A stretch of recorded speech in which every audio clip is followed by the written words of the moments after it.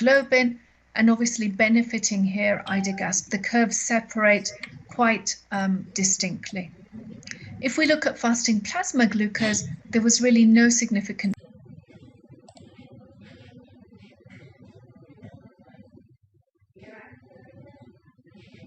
difference between both arms.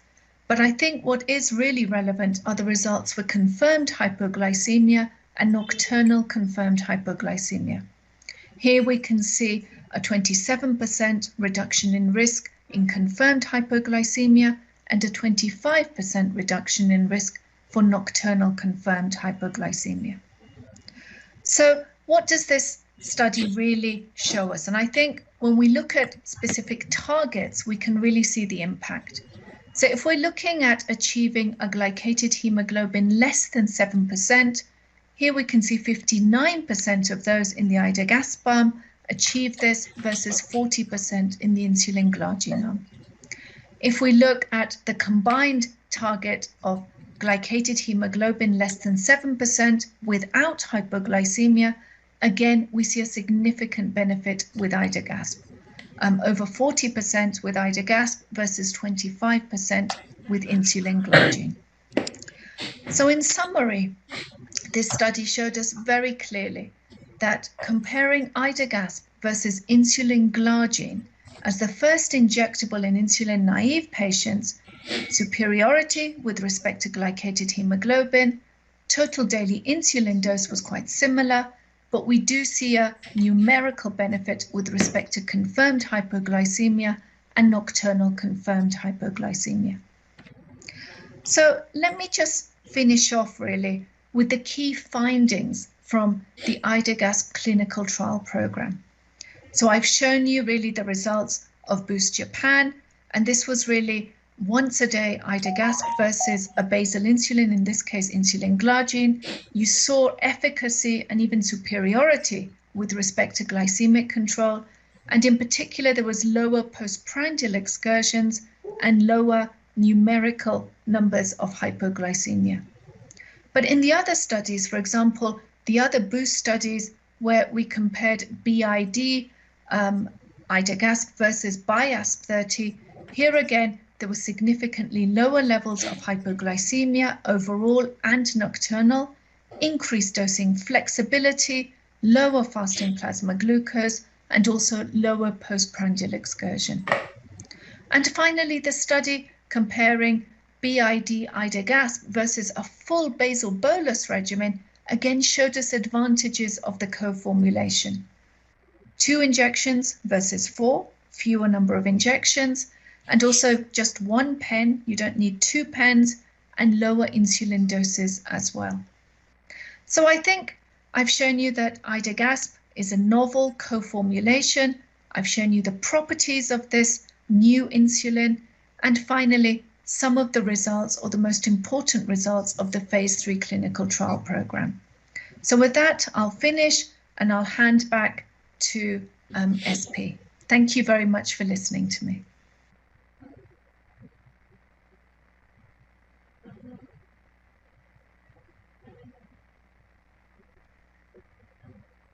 Hi, Professor Prasad. You should be presenting your cases. Thank you very much, Professor Prasad. Thank you, Rupa. Thank you. Thank you very much. And a wonderful talk from Dr. Rupa. Actually, I'm really very much honored to be with the same platform of the world-renowned academician related to diabetes and endocrinology today. And I'm really excited to see a lot of HCPs treating diabetes, especially in our country from Bangladesh. I can see here more than 500 HCPs are connected with this today's program and listening. And thank you very much, Novo Nordisk, for organizing this wonderful session. So I'll be discussing on 2 cases. Actually, these are all common cases that we come across in our clinical practice daily. Actually,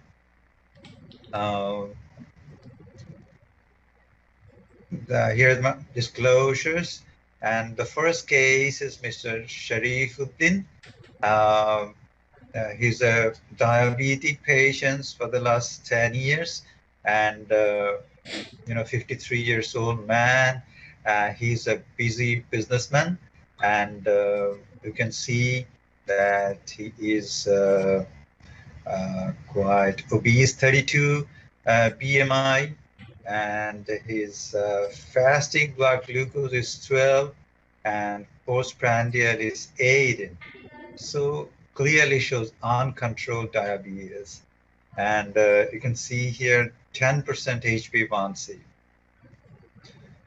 So clearly uncontrolled. And the patient is on medication, oral agents, glycoside, 80 milligram once daily, and metformin, 1000 milligram twice daily. Still, it's uncontrolled. And so we have actually number of options to offer for these patients, and we can think of increasing the glycoside doses. And the problem is that with glycoside dose is it can obviously cause weight gain in this obese patient further, and there are chances of hypoglycemia as well. And another option is basal insulin plus pre-existing regimen.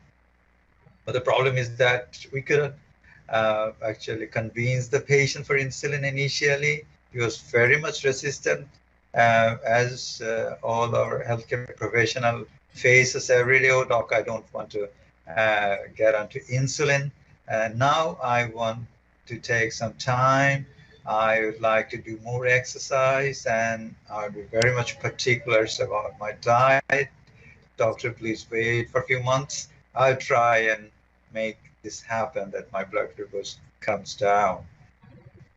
So that happened. And other options is SGLT2 inhibitor with pre-existing regimen. We had doubt about the potency, and blood pressure was okay. So SGLT2 inhibitor was not prescribed. And there was GPP4 inhibitor plus SGLT2 inhibitor.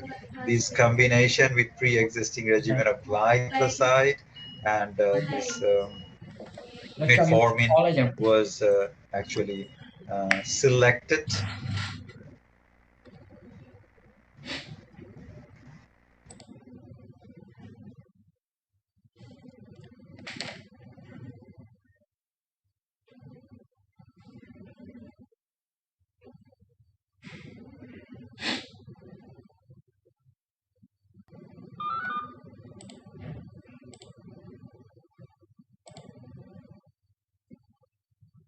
The benefit that we got is we had 2 kgs weight loss, and next slide.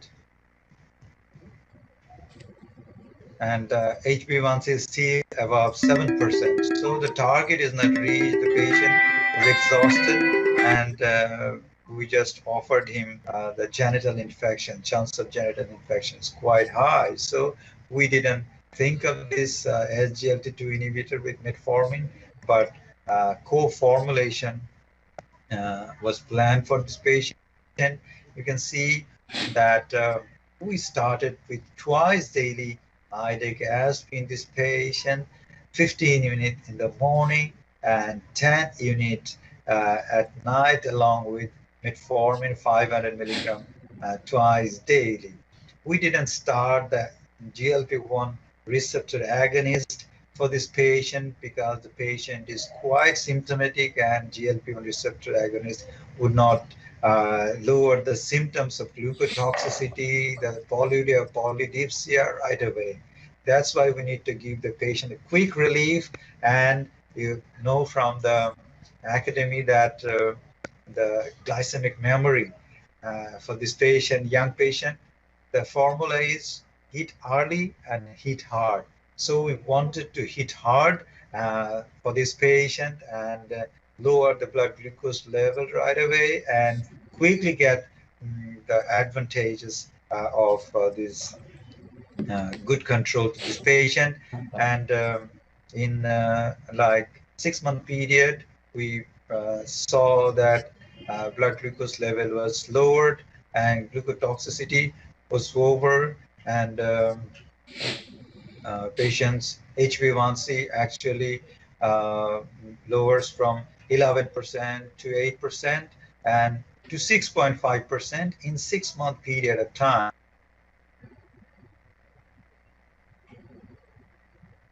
Agent like metformin twice daily, and with this very small dose of metformin, patient was doing quite well in the next 3 months period, and HbA1c reduced further to 5.4%, and the patient could maintain this with this oral agent metformin, and she was so happy that doctor insulin worked like a magic for me.